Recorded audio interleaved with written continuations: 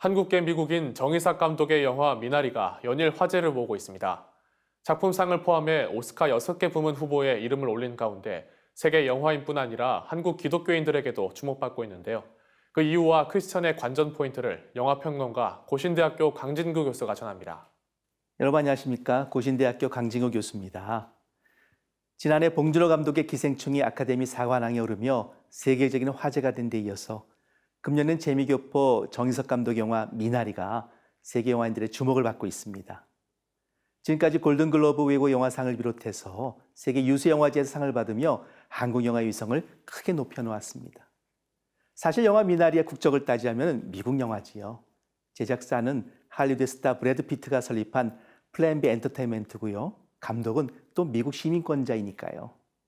그런데 무엇 때문에 한국의 언론은 연일 미나리의 수상 소식을 보도하고 또 한국의 기독교인조차도 이 영화에 큰 관심을 보이는 걸까요? 거기는 몇 가지의 이유가 있어 보입니다.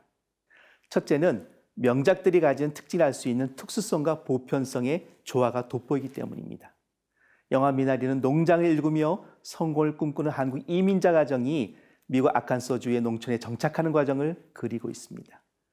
바쁜 부모를 대신해서 어린 남매를 돌보기 위해 한국에서 건너온 할머니 순자에 대한 이야기는 전형적인 한인 이민자 가정이 겪는 사랑과 문화적 갈등을 보여줍니다. 할머니가 손자를 위해 보약을 가져오고 또 화투를 선물하며 또 음식물을 입에 넣었다가 주는 것 같은 일들은 감독의 어린 시절 경험했던 한국식 할머니들이 손자를 키우는 방식이었던 셈입니다. 영화는 한국 이민자의 특별한 경험과 더불어 미국에 정착하기 위해 애쓰는 모습과 가족애를 통해 보편적인 공감대를 형성하고 있는 것입니다.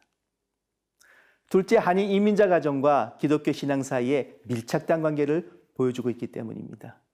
남편 제이콥은 그다지 신앙에는 관심을 갖고 있지 않지만 아내 모니카는 집에서 찬송가를 들으며 생활하고 아들이 잠들기 전 기도를 가르치는 매우 신실한 기독교인으로 등장합니다.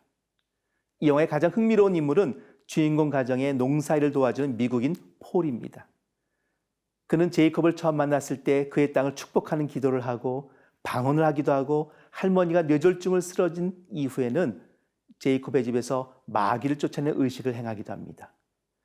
또 주일이면 커다란 십자가를 어깨에 메고 걸어가는 바람에 교회 다니는 아이들의 놀림을 받는 장면도 있습니다. 어쩌면 기독교인들이 혼란스러운 대목이 아닐 수 없습니다.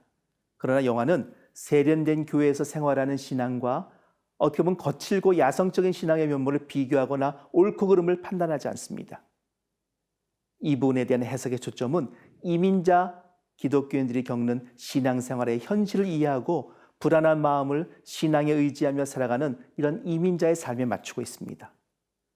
특히 병아리 감별일을 하면서 모니카는 먼저 온 한인으로부터 여기 온 사람들은 한인교회가 없는 작은 동네로 온 곳이라는 이야기를 듣습니다. 교회로부터 상처를 받은 한국 이민자들의 현실을 나타내는 말입니다. 그러나 아이가 심장병을 앓고 있고 뇌졸중으로 쓰러진 어머니를 앞에 두고 또 미지의 땅에서 불안한 삶을 살아갈 때 신앙은 폴과 같은 신비적인 신앙의 면모를 가진 사람을 거절하기 어렵게 만들기 마련입니다. 또 셋째는 상징적 표현을 통해 뛰어난 기독교의 예술성을 보여주기 때문입니다. 영화의 미학적 표현에서 물과 불은 갈등의 원인 동시에 해결의 원초적인 방법이기도 합니다. 그래서 일찍이 탈콥스키와 같은 기독교 영화 감독들이 성경에서 배운 것입니다. 예를 들어 주인공 가정은 요한복음 4장에 등장하는 우물가 여인처럼 물을 필요로 하고 물 때문에 어려움을 겪지만 할머니가 물가에 심어놓은 미나리가 잘 자라는 것을 통해 위안과 희망을 발견합니다. 또 할머니가 뇌졸중으로 인해 불편한 몸을 거두지 못하고 또 그 때문에 농작물 창고에 불이 나는 그런 장면도 있습니다. 이때 불은 잘못된 것을 태우며 새롭게 만드는 정화의 의미로 사용되기도 합니다. 이사야서 6장을 보면 이사야 선지자가 성전에서 환상을 보는데 하나님을 보좌하는 천상의 존재인 스랍이 숯불을 자신의 입술에 대며 내 악이 제하여졌고 내 죄가 사해졌다는 말을 합니다. 영화에서는 가족을 희생시키면서 자신의 욕심을 관철시키려는 제이콥의 야망이 사라지고 진정 가족을 위하는 새로운 삶의 시작을 뜻하는 일로 나타나기도 하지요.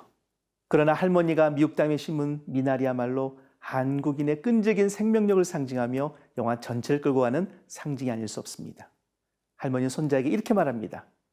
미나리는 얼마나 좋은 건데 미나리는 잡초처럼 아무 데서나 막 자라니까 누구든지 다 뽑아 먹을 수 있어. 부자든 가난한 사람이든 다 뽑아 먹고 건강해질 수 있어. 미나리는 김치에도 넣어 먹고 찌개에도 넣어 먹고 국에도 넣어 먹고 미나리는 아플 때는 약도 되고 미나리는 원더풀이란다. 미나리는 기독교가 외면받는 시대에 새로운 기독교의 모습을 제시한 듯합니다. 어디서나 성장하고 누구와도 어울리며 아픈 사람들 치유하는 원더풀 크리스찬을 떠올리게 하는 것은 아마 저만의 생각은 아닐 것입니다. 영화 미나리는 이 시대에 세상이 원하는 크리스찬의 모습을 은유적으로 묘사하고 있습니다. 우리가 이 영화에서 배울 점 바로 여기에 있지요. 미나리 같은 크리스찬. 미나리가 줄 수 있는 혜택은 아마 우리의 삶을 새롭게 돌아보는 이런 의미에 있지 않나 싶습니다. 미나리를 응원합니다. 여러분과 함께 좋은 하나님의 나라의 문화를 펼쳐가는 그러한 크리스찬이 되시기를 소망합니다.